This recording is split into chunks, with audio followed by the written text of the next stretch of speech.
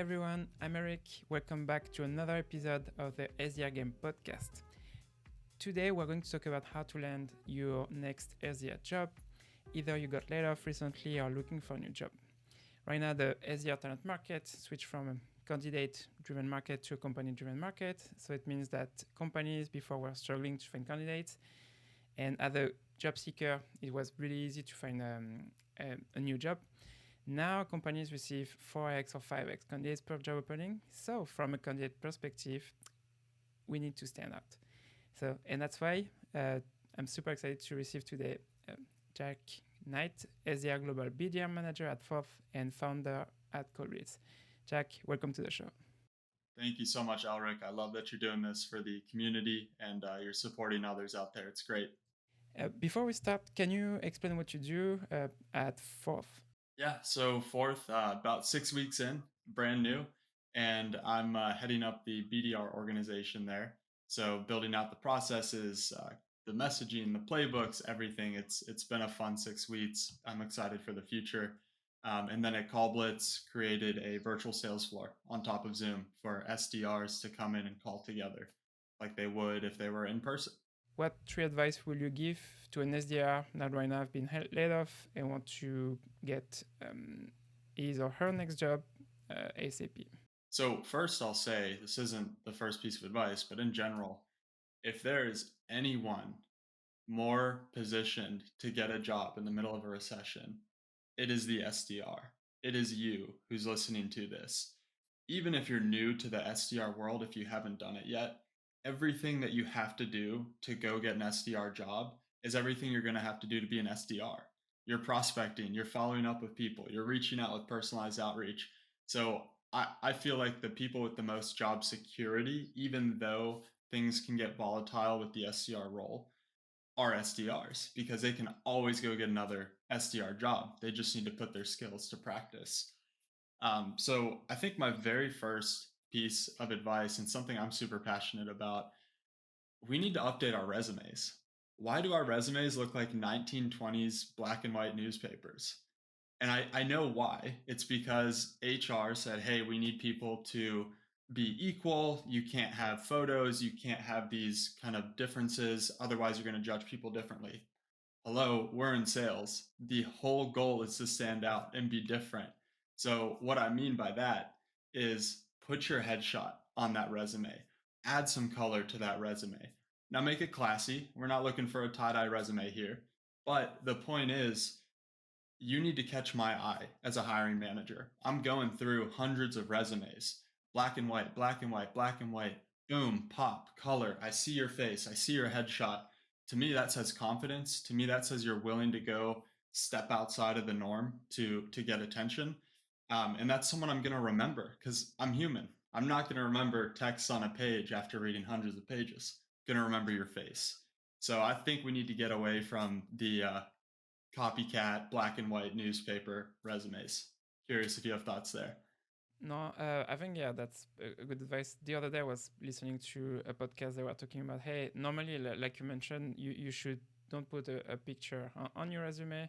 But like you said, now we are inside. I think it makes sense, because as a hiring manager, if you get 200, 300 candidates, you need to stand out. And I think, like you mentioned, the first step is to stand out with your resume.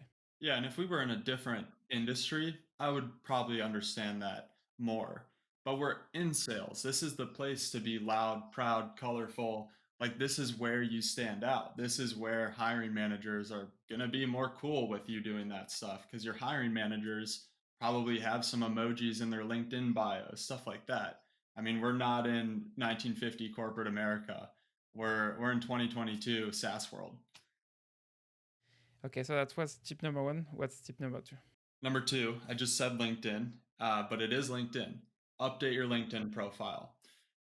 My flow for looking at candidates, the resume will come in. I'll look at their resume. Again, hopefully it's colorful, it's pretty. But then I'll go to their LinkedIn profile. Not because I want to see that there's some influencer on LinkedIn or they're super popular, they post a lot. I just want to see, do they care about their external appearance, their brand on LinkedIn? Doesn't mean, again, you need to be an influencer, but you should have a profile that is relatively updated.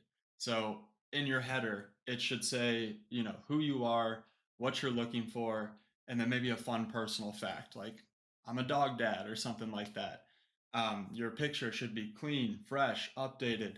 Your resume it should match what is on your paper resume, your LinkedIn experience section. Your about section should be like kind of like a cold email, very straightforward, very to the point, but catchy. And it should tell that hiring manager something unique about you so that when they go see your LinkedIn profile again, you're engaging their eyes, you're engaging their attention. Oh, wow, good headshot, good header. I'm going to scroll down now. Oh, the about section. There's some cool, fun facts in here. Down to the experience. Yep, matches exactly what I see on the resume. This person's squared away. They're good to go. So yeah, I think there's a certain look that hiring managers are drawn to in terms of how a LinkedIn profile visually looks. Because we do live in LinkedIn. We want to see that you are keeping up with the times. Do you recommend, so for example, in the headline of your profile to say looking for, I don't know, for an SDR job uh, in the US, for example, or a specific state or something like that? That's a great question. I don't have a firm opinion there. To me, it's keep it high level and keep it short. So I probably wouldn't say looking for a specific role in the US because you only get X amount of characters in that headline, right? So what are you trying to communicate within that short headline? It might be like 30 characters. I'm not sure. I probably wouldn't do that, but I don't see harm in doing that. And then same, so for the about section, you said to write like a kind of a cold email. So could you give an example of what you will do on the about section? And I don't have the perfect model, so don't look at me for perfection. But what I do have and what I encourage others to do is to write down maybe some quick mottos that you live by or some of your core values. So, for example, on my profile, I write extreme ownership, servant leadership, discipline. And that way, when hiring managers look at my profile, that kind of piques their curiosity. Jack, what is extreme ownership? Then in the interview, I can talk all about my leadership style. What is servant leadership? Same thing. I've got a friend who just landed a role. He's 2 months in with a really great SaaS company. And he wrote something about, super driven, curious, and athlete, something like that. Just quick little taglines of who you are. Maybe the cold email analogy was not the best, but the point is some quick taglines about who you are, your values, what you care about. So when that hiring manager looks at you, they're like, oh, this person is a real person. They're authentic. They're being who they are. Yeah, you're showing your personality also into your profile. So okay, and then just last question for LinkedIn, and then we move to tip number 3. For the experience, do you recommend to add the same thing that you have in your resume, or do you do something different on your LinkedIn profile? I look for matching resumes. So again, what's on paper should be on LinkedIn and vice versa. It just tells me that one, you're organized, you have the know-how to like look at it and make sure it's consistent. Two, it feels more real to me when you're willing to put that on your LinkedIn profile and your resume. If they match, it's consistent. I trust you more. And three, I think something you should do on LinkedIn, though, that might be a little different than your resume is add volunteer experience. For me, that matters because I'm someone who loves to go serve others and I love to give back to the community. I don't know if every hiring manager is like that, but if I see someone served at Goodwill or the Salvation Army or whatever they're doing, I want to know about that because that tells me a little bit about who you are outside of work and those values align. So definitely take advantage of the volunteer experience section as well. Okay, so what's tip number 3? Tip number 3, ask good questions. You should not roll into an interview and ask the same 3 questions every single time. We as hiring managers, we are looking for the people that are going to go above and beyond. I could go hire 100 people right now that come in to an interview and they do the bare minimum. They ask those three questions. And an example of the three questions: what are you looking for in a good hire? What is the culture like? What are the next steps in the interview process? Like, if someone comes in and asks me those questions and that's it, eh, red flag, cut. You're not moving forward. Your job as an SDR is to engage me, to get real answers, to go deep. And so I've got a list of questions that are part of the guide I threw together as a good starting point. But questions like, what is your SDR onboarding program like? Where do most of your SDRs get caught in ramp, in onboarding? Where do they get stuck at? What are the specific things your top SDRs, your top performers, do every single day? Those questions aren't your elementary level questions. Those are getting deeper. And the key with questions, when you ask the question, the hiring manager is going to respond to you.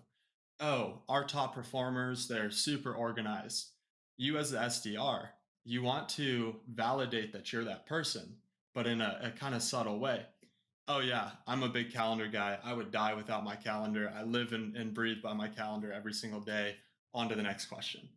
And that way you're just subtly saying, like, I'm your guy. I'm your rep. I'm the person. So don't, please don't go in with those basic three questions. There's way too many good questions. I threw some on a list that will help you stand out and be different. Do you have a specific example of a question you've heard recently with a candidate? A really good one? One of my favorite questions, because guess what? We're selfish as human beings. We like to talk about ourselves, is what is your leadership style? And I know that doesn't help the rep out too much, the interviewing rep, although it should, because you should want to know that your leaders have a leadership style. If they don't have a leadership style, that tells me they don't really invest in leadership very much, and they might not be the best leader. They might be good at the SDR job or whatever, but are they really going to develop you outside of that? If they don't have that frame of mind, maybe they won't. So I like that question because it gives me, the hiring manager, an opportunity to talk about myself and be proud about who I am, how I lead a team, and that gives me a chance to share my passion for my team, the role, all of that. Do you have one resource do you recommend for getting a job? Can be an app, a tool, a podcast. It can be an article, a blog. Yeah, I've got a few. I'll be quick. So selfishly, I will say I did write a guide. It's a comprehensive guide. What was happening is every week I would get one or two DMs. Hey Jack, how do you land an SDR job? Or hey Jack, can you help me break in? And I was taking like 20 minutes each person, writing out like, okay, this is what you do step by step. And then, aha, why don't I just put this on the internet so that everyone can have access to this guide? So I did my best to write a comprehensive guide. If you're breaking into sales, if you've never done it before, and if you do have sales experience, it's absolutely relevant. There's that guide. I'm sure we can distribute that after. I think, Elric, what you're doing is incredible. I think the conversations you're having is going to help so many people. I know there's been a few posts of just resource lists on LinkedIn. There's a lot out there.